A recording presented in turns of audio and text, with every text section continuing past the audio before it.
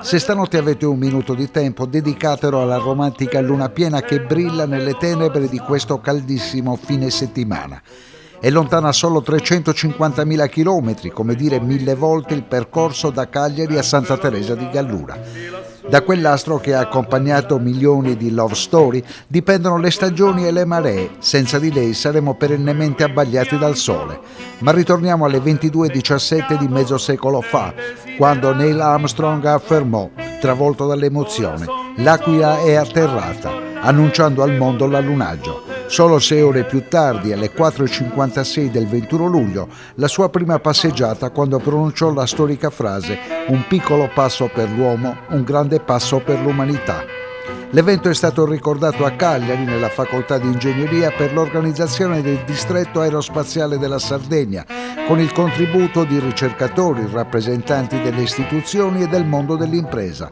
Per avere un'idea delle difficoltà affrontate 50 anni fa dall'Apollo 11 e da Armstrong, Aldrin e Collins, è sufficiente pensare che solo 15 anni dopo quello straordinario appuntamento della storia dell'umanità, il computer entrava timidamente nelle nostre case e quel PC oggi è surclassato da un iPhone 10 che ha una potenza di elaborazione dati 250.000 volte superiore a un Macintosh 128K di allora.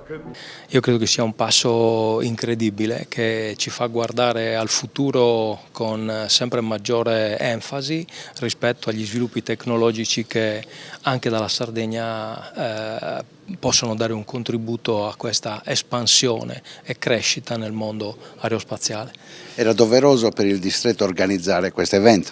Direi proprio di sì, non potevamo mancare, lo abbiamo fatto con estremo entusiasmo, anche se sappiamo che ci sono innumerevoli iniziative in giro per l'Italia, non solo nel mondo, ma come distretto che detiene i diritti su 2 brevetti rivolti anche alla Luna, e non solo, credo che fosse doveroso e peraltro un piacere poter organizzare un evento di questo tipo, perché diamo la possibilità anche di ricordare questo straordinario obiettivo che tutta l'umanità, io credo, ha raggiunto. Di quella giornata, professor Cao, cosa ricorda? Ma lo dicevo anche in recenti interviste, io ricordo la notte che abbiamo tutti passato insonni a guardare queste immagini che arrivavano con la voce di Tito Stagno e di Ruggero, il corrispondente dagli Stati Uniti. Sì. E lo ricordo come se fosse ieri. E naturalmente, insomma, avevo 9 anni, poco meno di 9 anni, di pensare che quell'evento mi abbia spinto a fare quello che oggi sto facendo è difficile come dire, metterli insieme. Devo dire però che quando ho iniziato di occuparmi di aerospazio, e ormai è una ventina d'anni che mi occupo di aerospazio, pur essendo un povero ingegnere chimico, come dico sempre, devo dire che insomma alla mente ritornano i ricordi di quella serata indimenticabile che è ancora nella mia mente, appunto. Eppure c'è stato chi nel tempo ha messo in discussione la veridicità dell'avvenimento. Tuttora qualcuno lo fa. Io credo sempre che da come dire, sperimentatore quale sono, dico vabbè, aspettiamo, vediamo che cosa e chi tornerà sulla Luna, confronteremo i risultati e sono certo che ci accorgeremo che tutto torna. Lei sa benissimo che si stanno preparando grandi progetti per il 2025, tutti vogliono andare sulla Luna, parliamo di americani ovviamente, ma parliamo anche di cinesi e israeliani. Assolutamente sì, la corsa alla Luna è ricominciata in uno scenario di come dire, crescita tecnologica da parte di questi paesi, ma io credo che tutta la corsa allo spazio si sia, come dire, rinfervorata. Prova ne sia il fatto che non più di qualche giorno fa il presidente Macron ha addirittura parlato di una forza militare spaziale.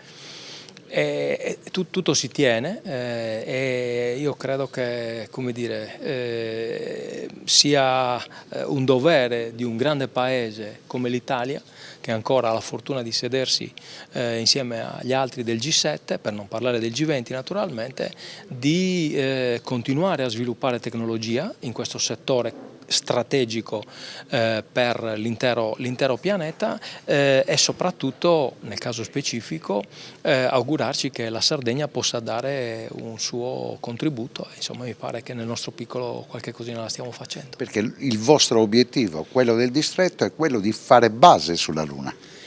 Il nostro obiettivo, insomma, il distretto ha, come dicevo prima, 2 brevetti internazionali. Vogliamo illustrarli al telespettatore? Ci mancherebbe. In maniera semplice. Assolutamente, 2 brevetti, uno dedicato allo sfruttamento di risorse lunari e marziane per la realizzazione di elementi strutturali, quindi di mattoni, di fatto, di costruzioni sulla Luna, e un altro brevetto invece tutto dedicato all'esplorazione marziana, che prevede appunto l'utilizzo delle disponibilità